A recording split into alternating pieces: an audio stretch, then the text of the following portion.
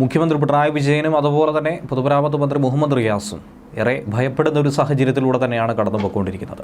മുഖ്യമന്ത്രിയുടെ മകളും മന്ത്രി റിയാസിൻ്റെ ഭാര്യയുമായ വീണ വിജയനെതിരെ ED സംഘം അറസ്റ്റുമായി എത്തും എന്നുള്ള ഒരു ഭയപ്പെടുത്തൽ തന്നെയാണ് ഈ ഘട്ടത്തിൽ പ്രതിപക്ഷ നിര ഉയർത്തുന്നത്, പ്രത്യേകിച്ചും BJP നേതാക്കൾ. മുഖ്യമന്ത്രി പിണറായി വിജയൻ്റെ മകൾ വീണ വിജയൻ്റെ കമ്പനിയുമായി ബന്ധപ്പെട്ട കേന്ദ്ര അന്വേഷണത്തിന് തൊട്ടു പിന്നാലെയാണ് BJP നേതാവ് ശോഭാ സുരേന്ദ്രൻ ഒരു പ്രതികരണം നടത്തിയിരിക്കുന്നതും അതിലൂടെ മുഖ്യമന്ത്രിയുടെ മകളെ അറസ്റ്റ് ചെയ്യുമെന്ന ഒരു അവകാശവാദം അവർ മുന്നോട്ട് വച്ചിരിക്കുന്നത്. പിണറായി വിജയൻ്റെ മുഖാവരണം അഴിഞ്ഞു വീഴുന്നുവെന്നാണ് ശോഭാ സുരേന്ദ്രൻ ഒരു മാധ്യമത്തിലൂടെ പരിഹസിച്ചിരിക്കുന്നത്. വളരെ വേഗത്തിൽ തന്നെ എല്ലാവിധ കള്ളികളും പുറത്തു വരുമെന്നും എല്ലാത്തരം കള്ളത്തരങ്ങൾ ഇത്രയും നാൾ ചെയ്തു കൂട്ടിയതൊക്കെ തന്നെ അതിനഴിയേണ്ടുമെന്നുമാണ് ശോഭാ സുരേന്ദ്രൻ്റെ വാക്കുകളിലൂടെ നിഴലിക്കുന്നത്. മുഖ്യമന്ത്രിയുടെ വീട്ടിലും കേന്ദ്ര അന്വേഷണ ഏജൻസിയായ ED സംഘമെത്തും. ED ഉദ്യോഗസ്ഥർ അവരുടെ പണി കൃത്യമായി തന്നെ ചെയ്യും. ഇനി മാസപ്പടി വിവാദവുമായി ബന്ധപ്പെട്ട വിഷയം മാത്രമല്ല, AI ക്യാമറയുമായി ബന്ധപ്പെട്ടും വലിയ വിവാദങ്ങൾ തന്നെയാണ് ഉയർന്നു നിൽക്കുന്നതെന്നാണ് ശോഭാ സുരേന്ദ്രൻ അഭിപ്രായപ്പെട്ടിരിക്കുന്നത്. AI ക്യാമറയുമായി ബന്ധപ്പെട്ടും ഒരു അന്വേഷണം വരുന്നുണ്ടെന്നാണ് ശോഭയുടെ മുന്നറിയിപ്പ്. ഇതുപോലെ ജനങ്ങളെ ദ്രോഹിച്ച പിണറായിയെ സൂര്യൻ എന്ന് വിളിച്ച MV ഗോവിന്ദനെ മാനസിക രോഗത്തിന് ചികിത്സിക്കണമെന്നും ഇതോടൊപ്പം തന്നെ ശോഭാ സുരേന്ദ്രൻ പറയുന്നുണ്ട്. ഏത് കാര്യത്തിലും നോക്കുകൂലി വാങ്ങുന്ന ഒരാളായി മുഖ്യമന്ത്രി മാറിയിരിക്കുന്നുവെന്നാണ് ദില്ലിയിൽ വെച്ച് ശോഭ കുറ്റപ്പെടുത്തിയിരിക്കുന്നത്.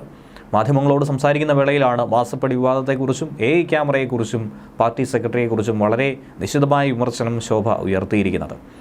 മുഖ്യമന്ത്രിക്കും മകൾക്കുമെതിരായിട്ടുള്ള മാസപ്പടി വിവാദത്തിൽ കേന്ദ്ര അന്വേഷണ നീക്കം അവഗണിക്കാൻ CPM സംസ്ഥാന കമ്മിറ്റി ഏറ്റവും ഒടുവിൽ തീരുമാനിച്ചിരിക്കുകയാണ്.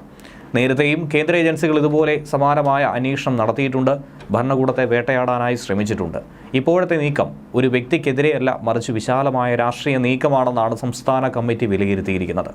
മാസപ്പടി വിവാദവുമായി ബന്ധപ്പെട്ട് വീണ വിജയൻ്റെ കമ്പനിക്കെതിരെ കേന്ദ്രം അന്വേഷണം പ്രഖ്യാപിച്ച സംഭവത്തിലാണ് ഇങ്ങനെയൊരു വിശദീകരണം AKG സെൻറ്ററിൽ നിന്നും പുറത്തു വന്നിരിക്കുന്നത്. CMRL കമ്പനിയുമായി ബന്ധപ്പെട്ട ആരോപണങ്ങളിലാണ് ഈ അന്വേഷണം നടക്കുന്നത്. കേന്ദ്ര കോർപ്പറേറ്റ് കാര്യ മന്ത്രാലയത്തിൻ്റേതാണ് ഉത്തരവ്.